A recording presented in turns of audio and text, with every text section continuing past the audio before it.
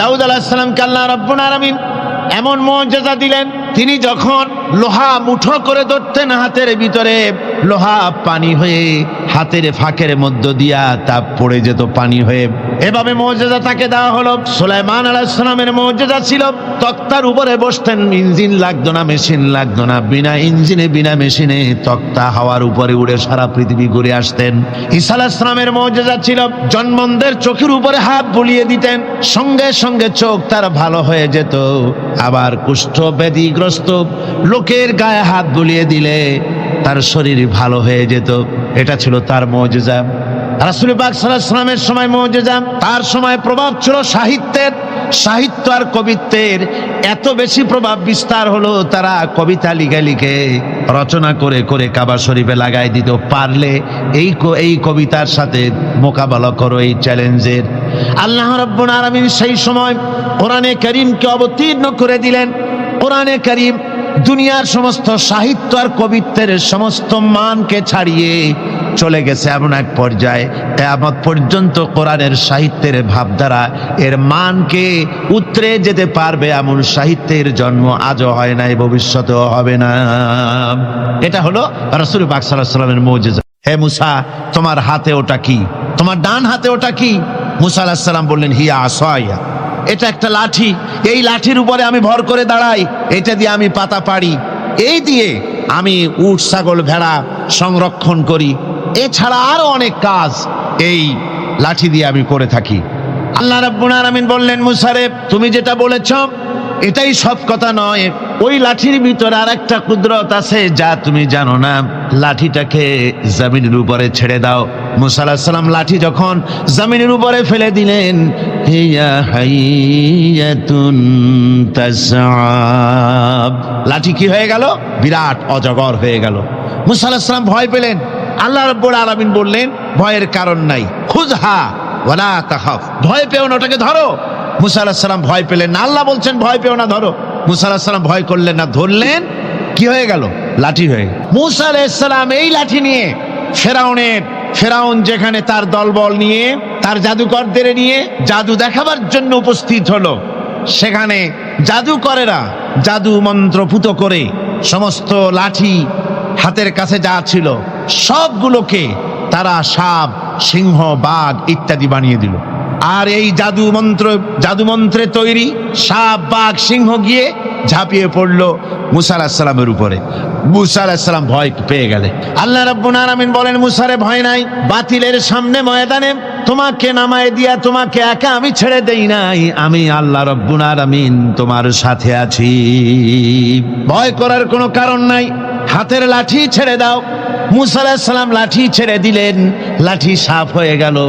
আর যখন হা করলো, জাদুকরদের তৈরি করা সমস্ত সিংহ, বাঘ আর সাপগুলি মুসা আলাইহিস সালামের লাঠির পেটের মধ্যে ঢুকে গেল। সাহাবায়ে কেরামদের সঙ্গে রোমকদের লড়াই হতেছে, রোমক সৈন্যরা যুদ্ধে জিততে পারতেছে না কিছুতেই। এরপরে তারা গোয়েন্দা বিভাগের লোক পাঠায় দিল, এদের সঙ্গে জিততে পারি না কেন, একটু খুঁজে দেখে আসো রাত্রে এরা করেটা কি। গোয়েন্দা বিভাগের লোক সারা রাত ঘুরে ঘুরে তারপরে সে রিপোর্ট করলো। এরপরে সে তাদের প্রধানের কাছে রিপোর্ট করলো, আমরা যার কাছে গিয়েছিলাম দেখে এলাম, হুম বিল্লাইলি রহবানুন ওয়া বিন্নাহারি ফুরসানুন, আমরা দেখে এলাম যাদেরকে দিনের বেলায় প্রচন্ড শক্তিশালী বীর যোদ্ধা রূপে যাকে যুদ্ধ করতে দেখেছি ময়দানে, রাতের বেলায় দেখলাম গিয়া একেবারে নিতান্ত ফকিরের মতো, কেউ তো সেজদায় পড়ে কাঁদতেছে, কেউ আবার তেলাওয়াত করতেছে, চোখ দিয়া পানি পড়তেছে, আবার কেউ নামাজ পড়তেছে, আবার কেউ হাত তুলে রেখেছে তাদের প্রভুর দরবারে, চোখের পানিতে তাদের চোখ বুক ভেসে যেতেছে। সারাটা রাত তেলাওয়াত আর সেজদা আর নামাজের মধ্যে তারা এভাবে কাটিয়ে দিয়েছে। সেনাপতি এই রিপোর্ট শোনার পরে বললেন, ও গোয়েন্দা বিভাগের লোকেরা, আমার রোমক সৈন্যরা শোনো, যে জাতির নৈতিক মান এত উচ্চে, ওই জাতির সঙ্গে যুদ্ধ করা মানে আমাদের আত্মহত্যা করার শামিল। এদের সাথে কিছুতেই আমাদের পক্ষে পারা সম্ভব না। হ্যাঁ, এদের সাথে পারা যাবে যদি এই সম্পর্ক নষ্ট করে দেওয়া যায়। আল্লাহর সাথে তাদের এই গভীর সম্পর্ক যেটা আছে, এই সম্পর্ক নষ্ট করে দিতে হবে, তাহলেই কেবলমাত্র সম্ভব হবে। এদের নৈতিক চরিত্র ধ্বংস করার জন্য প্রচেষ্টা চালাও, তাহলে হয়তো আমরা কামিয়াব হতে পারব। আমার বন্ধুগণ, একদা সুখদায়ক প্রমোদা বদন দর্শন করিব ঝরিল নয়ন, হেসে কহে সে রূপসী সবিস্ময় মন, কহ দেখি মহাশয় কহ কি কারণ, বিষয় বিরাগী তুমি ভুবনে প্রচার, কি হেতু জন্মিল তব মানস বিকার, সামান্য ললনা রূপ করি দর্শন, উচিত না হয় তব অশ্রু বরিশন। বুজুর্গ ব্যক্তি ওই মহিলার দিকে তাকিয়ে তাকিয়ে কাঁদতেছেন। সুন্দরী মহিলা বলেন, আল্লাহর বুজুর্গ বান্দা, আপনি এলাকার ভিতরে বুজুর্গ এবং পীর হিসাবে, বুজুর্গ ব্যক্তি হিসাবে আপনি বিখ্যাত। আজকে আমাকে এখানে দেখে আপনি আমার দিকে তাকায় আমার রূপ উপভোগ করতেছেন আর কাঁদতেছেন। আপনার মতো সংসার বিরাগী মানুষ আমার মতো একটা সুন্দরী মেয়েকে দেখে ভাবে কাঁদা ঠিক না। বুজুর্গ ব্যক্তি বলছেন, হেসে কহিলাম বলে করহ শ্রবণ, নেত্র ঝরে তব হেতু ভেব না এমন, যে শিল্পী রচিল ওই সুধাংশু বদন, তাহার তরে ঝরে নেত্র নয়নে জীবন। আল্লাহর বান্দি, আমি তোমাকে দেখি কান্দি না, আমার চোখে পানি বেরিয়ে গেছে। তোমারে দেখে আমি মনে মনে ভাবলাম, এত সুন্দর করে যিনি মানুষ বানিয়েছেন, না জানি ওই আল্লাহ রব্বুল আলামিন কত বড় সুন্দর। হযরতে লোকমান তার সন্তানদেরকে ডেকে বললেন, ও আমার সন্তানেরা, ইয়া বুনাইয়া, হে আমার প্রিয় সন্তানেরা, লা তুশরিক বিল্লাহ, খবরদার আল্লাহর সাথে কাউকে শরীক স্থাপন করো না। সাবধান, আল্লাহর সাথে কাউকে অংশীদার বানিও না, কাউকে শরীক বানিও না। সামান্য স্যান্ডেলের ফিতা গাছা যদি ছেড়ে যায়, মানুষের কাছে চাইও না, আল্লাহ রব্বুল আলামিনের দরবারে হাত পাতো। রব্বুল আলামিন তোমার স্যান্ডেল কেনার পয়সা জুগিয়ে দেবেন। জোরে বলেন সুবহানাল্লাহ। যা দরকার তার কাছেই চাও, হাত তার কাছেই পাতো। ওই যে সম্রাট শাহজাহানের কথা আমি আপনাদেরকে শুনাই। ফকির একটা ঘুরতেছে সারাদিন। এক লোক বলছে যে, আপনি এত, হে ফকির, তুমি এরকম করে ঘুরছো সারা জীবন, বুড়া হয়ে গেছো খয়রাত করতে করতে, ছোটবেলা থেকে তোমার ভিক্ষা করতে দেখি, আর কতকাল ভিক্ষা করবে? করবোটা কি? বাচ্চার কাছে দিতে পারবে? বাচ্চার কাছে গেলে এমন ভাবে দিবে, অনেক দিবে, নিয়ে কুড়াইতে পারবা, তোমার আর জীবনে ভিক্ষা করা লাগবে। ফকির চলে গিয়েছে, কোথায় পাবো বাচ্চারে? দেখো মসজিদে পাবা। এখন তিনি নামাজ চলে গিয়েছে সেখানে, মসজিদের বারান্দায় দাঁড়ায় দেখে সম্রাট শাহজাহান হাত পেতে মোনাজাত করতেছেন, চোখের থেকে পানি পড়ে দাড়ি ভিজে ভিজে পড়ে। মোনাজাত শেষ করে বাদশা যখন বাইরে নেমেছেন, তখন ফকির তাকে সালাম দিয়ে চলে যান। বাদশা বলছেন, তুমি আমাকে সালাম দিয়ে চলে যাচ্ছ, তুমি তো ভিক্ষুক, আমার কাছে তো সমস্ত ভিক্ষুকই আমার কাছে চায়, ভিক্ষুক তো ভালো, ধনীরাও আমার কাছে চায়, তুমি ভিক্ষুক মানুষ আমার কাছে চাইলে না, সালাম দিয়ে চলে যাও। ফকির বলতেছেন, যা পানা, সত্যি কিছু চাইতে এসেছিলাম, কিন্তু আমি আপনাকে দেখার পরে আমার চিন্তার পরিবর্তন হয়ে গেছে। আমি তাকিয়ে তাকিয়ে দেখলাম মসজিদের ভেতরে, আমি চাইতে এসেছি দিল্লির সম্রাট শাহজাহানের কাছে। যেই সম্রাট, দিল্লির সম্রাট যার কাছে আমি চাইতে এসেছি, আমি তো দাঁড়ায় আছি, কান্দি না, কিন্তু আমি দেখতেছি যার কাছে আমি চাইতে এসেছি তিনি যেন আবার কোন সম্রাটের কাছে আমার চাইতেও দারুণ ভিক্ষুকের মতো হয়ে চোখের পানি ফেলে ভিক্ষা চাইতেছে। মনে মনে ভাবলাম, মানুষের কাছে ভিক্ষা চাইবো না কোনদিন আর। বাদশা কান্দে, যেই বাদশার কাছে, ওই সম্রাটের সম্রাট, রাজা ধীরাজ, আল্লাহর কাছে ছাড়া কারো কাছে জীবনে আর হাত পাতবো না। হযরত আবু হুরায়রা রাদিয়াল্লাহু তাআলা আনহু একবার রাসূল করিম সাল্লাল্লাহু আলাইহি ওয়াসাল্লামের দরবারে কাঁদতেছিলেন। হুজুর জিজ্ঞেস করলেন, আবু হুরায়রা তুমি কাঁদো কেন? হযরত আবু হুরায়রা বলেন, হুজুর আমার মা আমাকে মেরেছে, আমি সেই জন্য কাঁদতেছি। হুজুর বলেন, মা তোমাকে মারলো কেন? কোনো বেয়াদবি করেছো নাকি? তিনি বললেন, না কোনো বেয়াদবি করি নাই, তবে মারলো কেন? হযরত আবু হুরায়রা বলেন, হুজুর আমার মা হচ্ছেন মুশরিকা, আমার মা কাফের। আমি অনেক রাত হয়েছিল বাড়ি ফিরতে, আমার মা জিজ্ঞেস করলো, এত রাত কোথায় ছিলি? আমি বললাম, মা তাম পৃথিবী যে কদম মোবারক চুমতে পারলে নিজেকে ধন্য মনে করে, আমি সেই রাসূলের দরবারে ছিলাম, আসতে দেরি হয়ে গেছে। ইয়া রাসূলুল্লাহ, আপনার নাম শোনা মাত্র আমার মায়ের গায়ে আগুন জ্বলে গেল। সহ্য করতে না পেরে আমাকে মায়ের আরম্ভ করে দিল। বলল, আবু হুরায়রা, হয় আমার বাড়ি ছাড়বি, না হয় মুহাম্মদ সাল্লাল্লাহু আলাইহি ওয়াসাল্লামের ঘর ছাড়বি, কোনটা করবি কর। আমি বললাম, মা, তোমার গায়ে যত শক্তি আছে সমস্ত শক্তি দিয়ে তুমি আমাকে প্রহার করো, আমি তামাম তোমার বাড়িটা শুদ্ধা তামাম দুনিয়া ছেড়ে দিতে পারি, কিন্তু রাসূল পাক সাল্লাল্লাহু আলাইহি ওয়াসাল্লামের কদম মোবারক ছাড়তে পারি না। ভাইরা আমার, হযরতে আবু হুরায়রা কাঁদতেছেন। আল্লাহর নবী বলেন, তুমি কাঁদো কেন? তোমার মা তোমাকে মেরেছেন, আমি এখানে কি করব? এখানে তো আমি কোনো দখল আন্দাজ করতে পারি না, আমি কি করতে পারি? এখানে ইন্টারফেয়ার তো আমি করতে পারি না, মা তোমারে মেরেছে। হযরতে আবু হুরায়রা বলেন, ইয়া রাসূলুল্লাহ, মায়ের বিরুদ্ধে কোনো নালিশ করার জন্য আপনার কাছে আমি আসি নাই। বলে, কেন এসেছো? হযরতে আবু হুরায়রা বলেন, হুজুর, এসেছি এই জন্যে, আমি জানি আপনি যদি আল্লাহর দরবারে কোনো ব্যাপারে দোয়া করেন, আল্লাহ রাব্বুল আলামিন তা মঞ্জুর করে নেন। আপনি মেহেরবানি করে আমার মায়ের হেদায়েতের জন্য আল্লাহর কাছে দোয়া করুন। হুজুর সাল্লাল্লাহু আলাইহি ওয়াসাল্লাম দুহাত উঁচু করলেন, বললেন, আল্লাহুম্মা ইহদি উম্মা আবি হুরায়রা, আয় আল্লাহ, আবু হুরায়রার মাকে তুমি হেদায়েত নসিব করে দাও। এই দোয়া রাসূল করতেছেন। হুজুরকে দোয়ার মধ্যে ফেলে রেখে আবু হুরায়রা দৌড় আরম্ভ করেছে বাড়ির দিকে। পেছন থেকে কয়েকজন সাহাবী তারা দৌড়ে গেল। আবু হুরায়রা দৌড়ায় কেন? এত ভদ্র মানুষ, কোনো সময় কারোর সাথে রাগারাগি করে না, দৌড়ায় কেন? নিশ্চয়ই কোনো বিপদ বুঝি হয়ে গিয়েছে, পিছন থেকে জামা টেনে ধরেছে। কি হয়েছে, দৌড়াও কেন? হযরতে আবু হুরায়রা বলেন, আমার জামা ছেড়ে দাও, আমাকে দৌড়াতে দাও, আমি দৌড়াইয়া বাড়ি পৌঁছে গিয়ে দেখতে চাই আমি আগে দৌড়ে বাড়িতে গেলাম না নবীজির দোয়া আমার আগে আমার বাড়ি পৌঁছে গেল। কোনটা হলো আমি সেটা দেখতে চাই। হযরতে আবু হুরায়রা দৌড়াতে দৌড়াতে ঘরের কাছে গিয়ে নক করেছে। ভিতর থেকে আওয়াজ এলো, কে?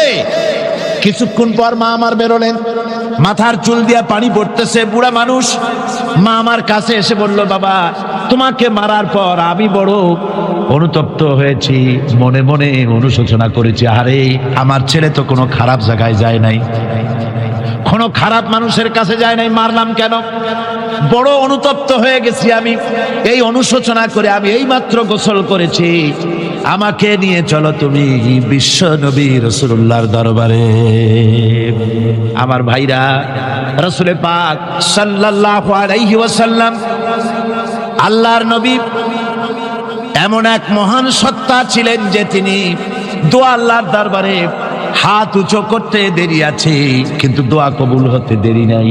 কুতুবে সুবহানী শেখ মহিউদ্দিন আব্দুল কাদের জিলানী রাহমাতুল্লাহ আলাইহি তিনি বলেছেন, মুনাজাত করতে গিয়ে আবেগে বলেছেন, রব্বুল আলামিন, তুমি যদি দয়া করে আমাকে জান্নাত দাও, আর তোমাকে যদি আমি না পাই, তুমি যদি আমার সঙ্গে দেখা না করো, আমারে যদি কথা না বলো, তাহলে এই জান্নাত আমার কোনো লাভ নাই।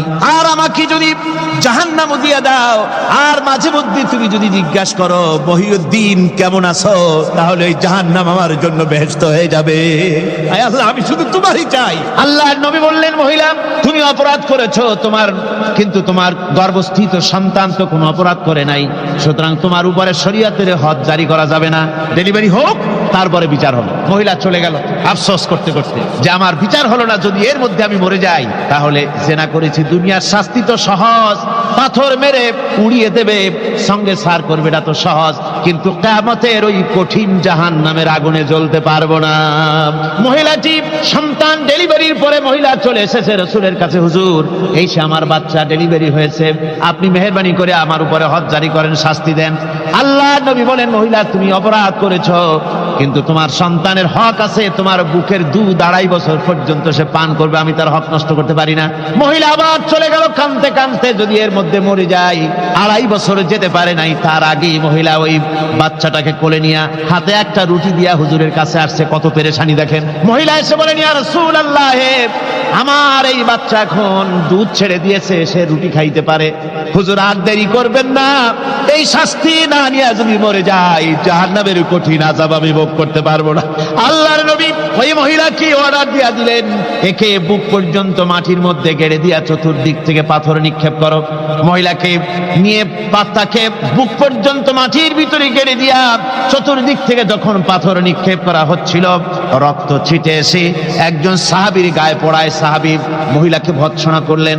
আল্লাহর নবী বললেন শুনতে পেরে, নবীজি বললেন ও সাহাবী ভৎসনা করো না, বরং এই মহিলার তওবা আল্লাহ রাব্বুল আলামিন এমন ভাবে কবুল করেছেন, যদি সে তওবা দুনিয়ার সব মানুষকে ভাগ করে দেওয়া যায় তাহলে সমানভাবে ভাগ করে দেওয়া যাবে। 60,000 সৈন্য তাদের অশ্ব নিয়ে, তাদের উষ্ট্র নিয়ে, তাদের মালপত্র নিয়ে, জাহাজের সামান নিয়ে শ্রাবণের খরস্রোতা নদী উত্তাল তরঙ্গমালায় ভরা নদীর উপর থেকে এই সাহাবীরা পাড়ি দিয়ে ওপার চলে গেলেন। ওপার যাওয়ার পরে হযরতে সাদ বলছেন তোমাদের কেউ কি হারায় গেছে নাকি? সবাই এদিক ওদিক তাকায় খোঁজ করে বলল মানুষ তো দূরের কথা, একটা উটও আর ঘোড়াও একটাও হারায় যায় নাই।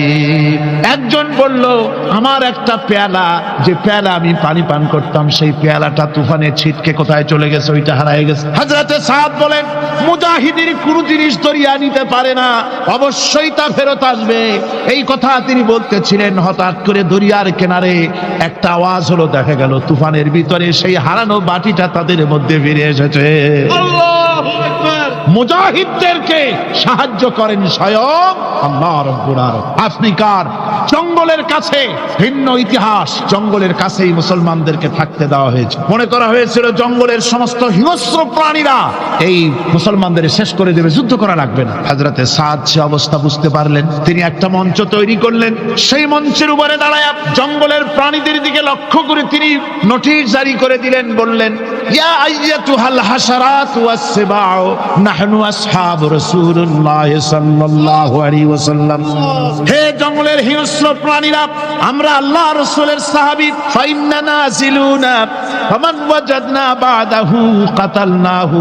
আমরা রাসূলের সাহাবী, এইখানে আল্লাহর দ্বীনকে কায়েম করার জন্য আমরা এসেছি, আল্লাহর কলেমার আওয়াজ নিয়ে আমরা এখানে রাত কাটাবো। সুতরাং এই জঙ্গলের ভিতরে হিংস্র প্রাণী যত আছো সব আমাদের এই জায়গা ছেড়ে অন্যত্র চলে যাও। আফ্রিকার জঙ্গলি মানুষেরা চিন্তা করলো মানুষের কথা কি জঙ্গলি প্রাণীতে শোনে নাকি, পাগলে কয় কি? তারা তাকায় তাকায় দেখলো হযরতে সাদের এই ঘোষণার পরে বাঘের কাতারে বাঘ, সিংহের কাতারে সিংহ, সাপের কাতারে সাপ, যার যার ডিম আর বাচ্চাগুলি মুখে কামড়ায়া সাহাবীদের এলাকা ছেড়ে দিয়ে তারা অন্যত্র চলে গেল। আমার মুসলমান ভাইরা, এই ছিল মুসলমানদের ইতিহাস। দ্বীন প্রতিষ্ঠা করার কাজে মুসলমান এগোলে আল্লাহই মদদ করেন। কে মদদ?